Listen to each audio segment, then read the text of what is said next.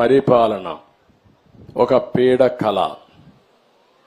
రాష్ట్రాన్ని పట్టి పీడించి ఎన్ని ఇబ్బందులు కలిగించాలనో ఈ విధంగా కూర్చొని ఆనందంగా మాట్లాడుకున్న రోజు కూడా లేదు. 5 ఏళ్లు ఉందా ఎప్పుడన్నా అడుగుతున్నా.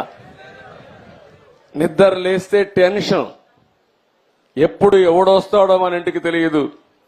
మొన్నటి వరకు మా పోలీసులు గోడ దూకి వచ్చేవాళ్ళు, ఇప్పుడు గోడ దూకే పని ఉండదు. ఇంకెక్కడ అరెస్టుల కోసం ఎందుకు వచ్చారో తెలియదు. పోనీ మీ ఇంట్లోకి వస్తే వస్తారు, అది కూడా తప్పే, రాకూడదు. గౌరవంగా బ్రతకాల మనందరం. మా ఇంటికి కూడా ఎప్పుడు వస్తారో తెలియదు వీళ్ళు. అంటే ఎంత భయంకరమైన వాతావరణం అంటే అంత భయంకరమైన వాతావరణంలో ఒక్కరని కాదు, అధికారులు అట్నే బతికారు, ప్రజలు అట్నే బతికారు, రాజకీయ నాయకులు అట్నే బతికారు. చాలా భయంకరమైన పరిస్థితి. ప్రజాస్వామ్యంలో అంతిమ న్యాయ నిర్ణేతలు ప్రజలే. ఇప్పుడు నాకు అర్థం కావడం లేదు, మీరందరూ కూడా ఓట్లు వేశారు, బ్రహ్మాండంగా వేశారు.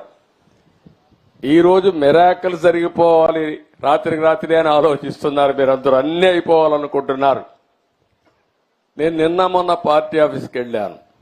పార్టీ ఆఫీస్కి వెళితే విపరీతంగా ప్రజలు వచ్చేసే పరిస్థితికి వస్తున్నారు. 5 ఏళ్లు అణగదొక్కారు, ఫ్రస్ట్రేషన్లో ఉన్నారు.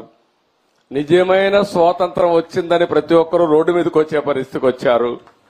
ఆ ఉత్సాహంలో నేను మీటింగ్ పోతే, ఆఫీసుకు పోతే వేల మంది వచ్చేస్తా ఉంటే వాళ్ళని ఎట్లా పరామర్శించాలో నాకే అర్థం కాని పరిస్థితి ఉంది. ఒక పక్క సమస్యలు, ఒక పక్క ఉత్సాహం, రెండూ కలిపిన తర్వాత ఇవన్నీ జరిగే పరిస్థితి వచ్చింది. ఇంకొక పక్క మీరు ఒకసారి ఆలోచిస్తే అప్పులు ఎంతున్నాయో ఇంకా నాకే తెలియదు. ఎతుకుతున్నా రికార్డ్స్ అన్ని, వ్యవస్థలు ఎక్కడున్నాయో నాకే తెలియదు. అధికార యంత్రాంగం మొరేలు కూడా దెబ్బతినింది.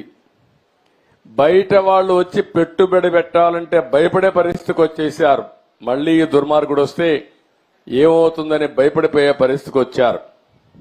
అంటే ఇవన్నీ కూడా ఒక రాష్ట్రం యొక్క బ్రాండ్ కూడా దెబ్బతినింది. ఎంతో మంది ముఖ్యమంత్రులు చూశాను నేను. చాలా మంది వచ్చారు, చాలా మంది ఓడిపోయారు, చాలా మంది వెళ్లారు.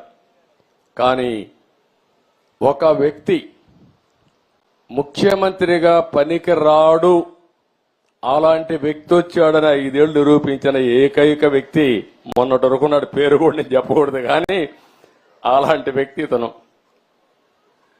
అంటే ఇప్పుడు నేను నిరూపించాలి ఎలాంటి వ్యక్తులు ముఖ్యమంత్రిగా ఉండాలో, దానికి ఆదర్శంగా నేను నిరూపించాల్సిన బాధ్యత నా పైన ఉంది. ఇప్పుడు ఈ రెండు కాంట్రడిక్షన్. మొన్నటి వరకు మీరు చూస్తే పరదాలు కట్టేసేవాళ్ళు, ఎక్కడ పోయినా పరదాలు.